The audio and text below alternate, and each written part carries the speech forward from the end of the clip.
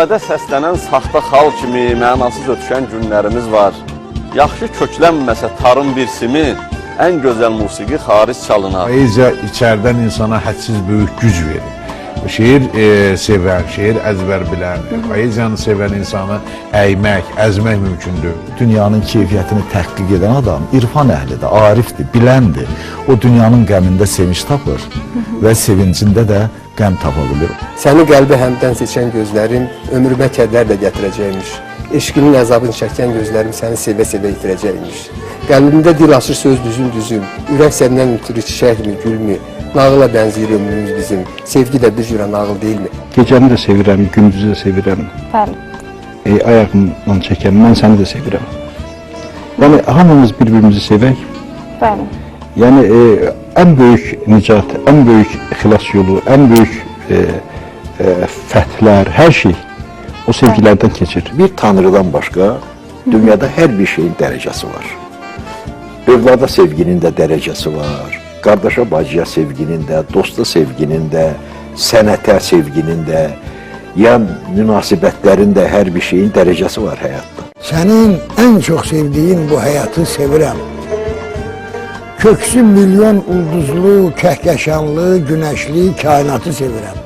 Mənə acı gəlib, ürəyimə od vuran. Özümü də sevirəm, özümü də sevirəm. Dost axtaran, dostluğun çox şərti var. Bəli. Dost odur ki, ara vuran olmasın. Təhcə öz yerini şirin etmək üçün ondan bundan qeybət qıran olmasın.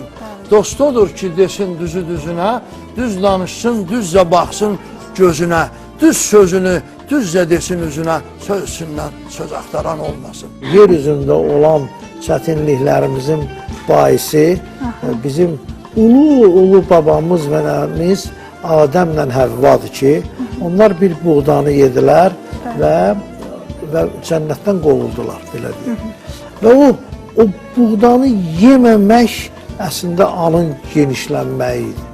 İnsanın özünə qalib gəlməyidir. Mən istəyirəm buludlar ağlasın, amma uşaqlar ağlamasın hər hansı bir qəhərdən və kədərdən. Mən istəyirəm yanğılar sönsün, amma arzular, diləklər, ümidlər sönməsin. Mən istəyirəm qapılar qapansın, amma gözlər qapanmasın. Mən istəyirəm bəhərdən ağaclar öz budaqlarını əysin, amma insan boyun əyməsin, əlbəttə ki, xəcalətindən. İnsanın yaşamı üçün birinci onun möhkəm ağlı olmalıdır. Möhkəm ağlı olmayan insanın möhkəm həyatı ola bilməz. Təxəyyülü kim verir insana?